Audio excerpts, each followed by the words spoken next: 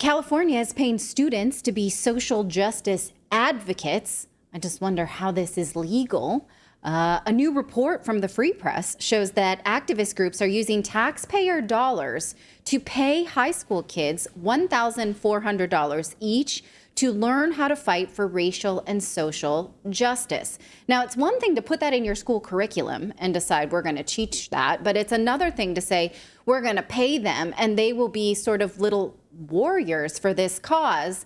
That would be fine too if it were private money, but it's not. It's your taxpayer dollars choosing an ideology and then literally indoctrinating kids. Here is the report. It says that a group called, what are they called? Californians for Justice is paying high schoolers $1,400 each in Long Beach. And again, it's using taxpayer funds. They even published the contract, which we're going to look at in a second.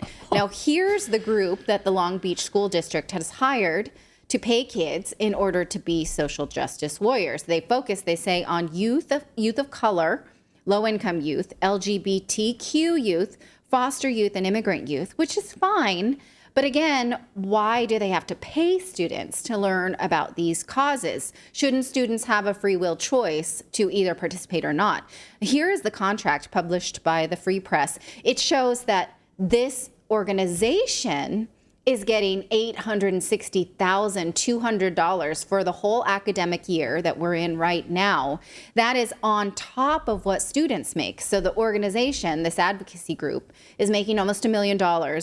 And then that is on top of the at least 78 students who have been paid $1,400, which added up to around $100,000 for participating. Also, parents can get paid this amount too to support their kids to do these activities. And in fact, in one of their, go ahead.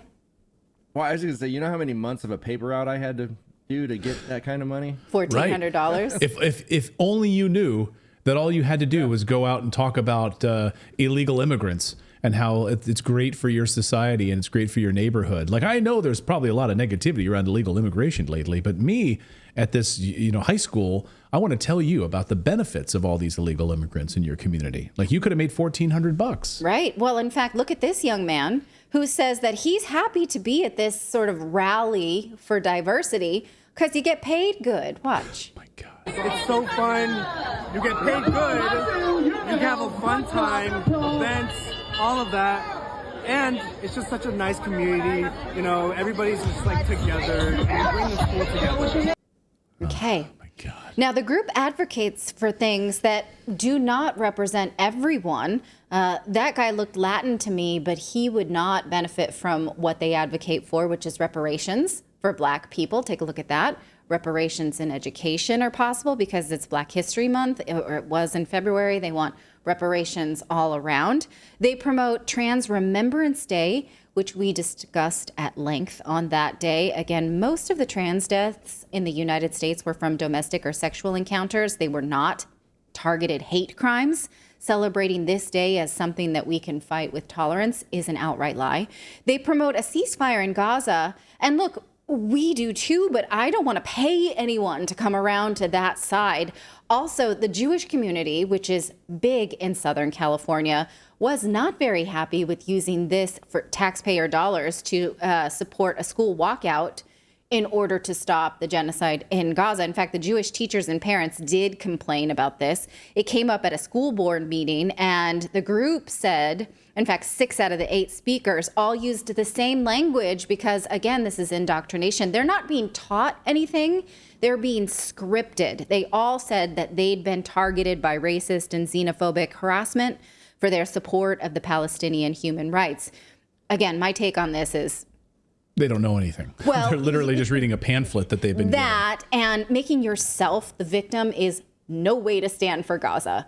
It's just parroted language. It's stupid. They're not being given books and said, read this and see what you think. They're being given language. Right. Here's a history. Read an Ilian Pape book. Go back in history and actually study what's happened in this region for decades. Right? Get it from sources, from journalists who've been on the ground and studying this for many, many years. Instead, you're being paid and then given a pamphlet and then just regurgitating talking points. Yeah. Go ahead, David. when I was going to say just what that kid tells you everything right there. He's like, oh, it's fun. We get paid. There's nice people. He didn't say one thing about the whole entire cause that he's there for in the first place. You get paid well. There's good food. Just a lot of people. I'm having fun. I got some money. What are we here for? Yeah. I don't know. I don't know what we're here for. Now, a spokesperson for the Long Beach Unified School District. Wow, can you hear that rain? I feel like I need to acknowledge That's that. rain. Holy cow. Yeah. Yeah, we had some. Yeah, we We're had a getting a huge big storm We had a right big now. storm earlier, and that's what God feels about all of this. By the way, we had hail. We had craziness earlier today. So Okay, yeah. that just came and went. That's our weather lately. Okay, what I was going to say is a spokesperson for the Long Beach Unified School District said that the district refers to these stipends as internships, which ensure equitable participation in this California for Justice program, embracing diverse perspectives in education. But here is what teachers said about it. One teacher said it's helpful to hear their voice and know what they think, but I feel like you can do that with a focus group. Plus, they're obviously reading scripts that have words that they don't know how to say. The way that they're handing scripts to students, even the words coming out of the student's mouth, it just feels like indoctrination, not information. This Jewish teacher who was upset about the Palestinian walkout, he says one of the reasons they were hired is to help our students find their voice and be able to express it. But in reality, this group is not helping students find their voice. It's just giving them a scripted voice that's not their own. They're teaching them parroting, which is the exact opposite of how you empower children.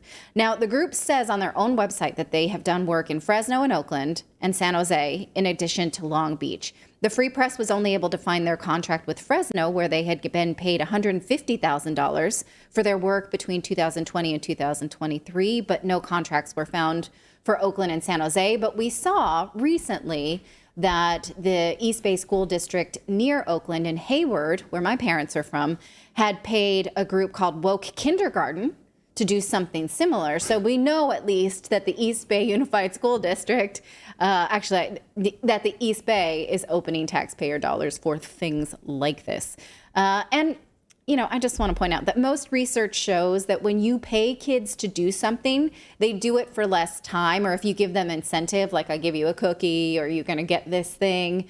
There are many studies that show that kids who choose to do something of their own volition, do it with more passion, do it with more investment, they are more bought in than if you just give them something. So, but the problem is that the language that these kids were given will stick with them, and they will just repeat it they're not being asked, read a book, study this thing, talk to these people yourself. No, it's just scripting.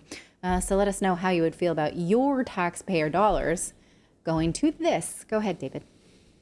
I was just going to say, I always have felt like if we got our ideologies and the indoctrination thing out of the way, and we just kind of like guided kids a little bit and let them do their thing, kids would solve all the problems of the world. I mean, there would be no racism, there would be no gender ideology and all this other stuff, because they don't actually at the end of the day care about that stuff. They're not like, that's all learned behavior.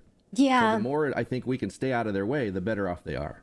Right. And we had parent-teacher conferences this week, and I was talking to my son's middle school history teacher, and I said, the problem with the way that he's learning right now is you're not using a textbook, so you choose the sources, and it's this article or this PDF, and it's very disparate. And so he's not being taught to sit and read long-form content in order to synthesize his thoughts. So it's what you think that's going into his brain and you're testing him on. And then, for instance, if he does a project and I'm like, well, for instance, he did a project about border walls, and I presented him with things that she had not, and she was shocked that he was not indoctrinated in the way that she wanted him to be. And I was confused by the fact that, anyway, this is my problem, is that I don't think kids are being taught to consume long form content in order to come up with their own opinions. Yeah. they're not.